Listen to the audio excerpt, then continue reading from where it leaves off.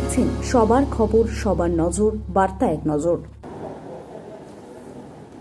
Cut money থেকে প্রগতি fund ৯/৬ বিতর্কে জামালদহ সংঘ সমবায় ২ সপ্তাহ ধরে বন্ধ কার্যালয়। একসময় কোচবিহার জেলার অন্যতম মডেল স্বনির্ভর গোষ্ঠী সংগঠন হিসেবে পরিচিত ছিল জামালদহ সংঘ সমবায়।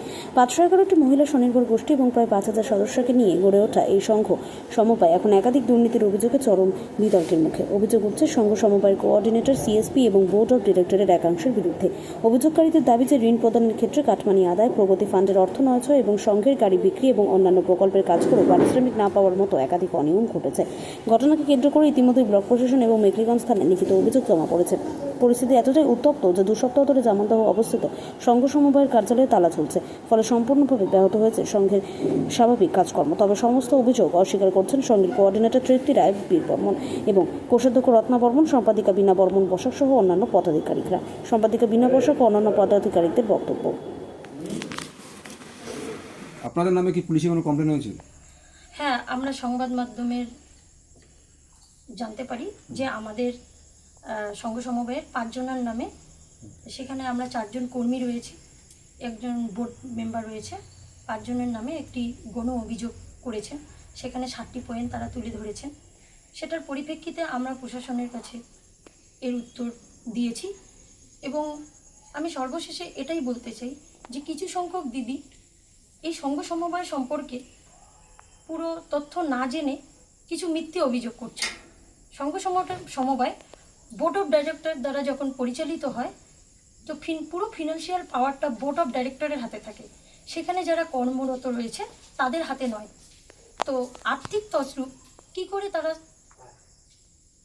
কর্মীদের ওপর নিয়ে আসে, তো এর সত্যতাটা যাচাই করা খুবই দরকার। এবং এই সোশ্যাল মিডিয়ায় ব্যক্তিগতভাবে অনেকেই নানান রকম আমাদের বিরুদ্ধে অভিযোগ নিয়ে আসছেন এবং বাজেভাবে প্রচার করছেন। তো আমার সবার উদ্দেশ্যে একটাই কথা, আপনারা সত্যতা যাচাই করে তারপরেই অভিযোগ নিয়ে আসবেন। অন্যথা কাউকে এভাবে হেনস্থা করাটা একজন মানবিক মানুষ হিসেবে আমাদের কাম্য নয়।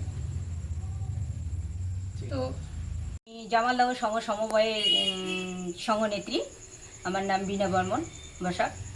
তো আমাদের এই সংঘ সমবায় সম্বন্ধে যেটা মিডিয়ায় ছড়াচ্ছে সেটা সবই ভিত্তিহীন। তো সংঘ সমবায়ের যে বোর্ড মিটিং হয় বা যে কোনো আমরা লোন পাইয়ে দেওয়ার করি দলদের, সেই দলগুলোকে লোন দেওয়ার আগেই আমরা একটা বোর্ড মিটিং করি। সেই বোর্ড মিটিংয়ের ভিত্তিতে সকল বোর্ড মেম্বার উপস্থিত থাকে। সেখানে উপস্থিত থেকে আলোচনা করে তারপরে আমরা দলকে লোন দেওয়ার সিদ্ধান্ত করি। কিন্তু কোনো বেনিয়ম হয় না যে আমরা দলকে না, বোর্ডকে না জেনে না জানিয়ে আমরা সেই লোন দেওয়ার করি, মানে চেষ্টা করি। বা কাউকে যে আর একটা সদস্যদের অনুপস্থিতিতে রেজুলেশন করে আমরা সব সিদ্ধান্ত নিই, এটাও ভিত্তিহীন।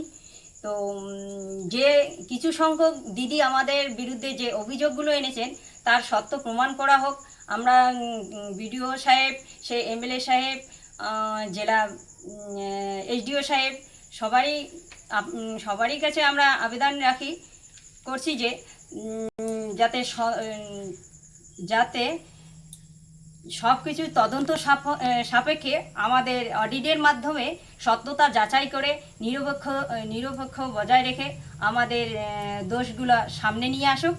যদি দোষ আমাদের থেকে থাকে তাহলে আমরা শাস্তি পেতে প্রস্তুত।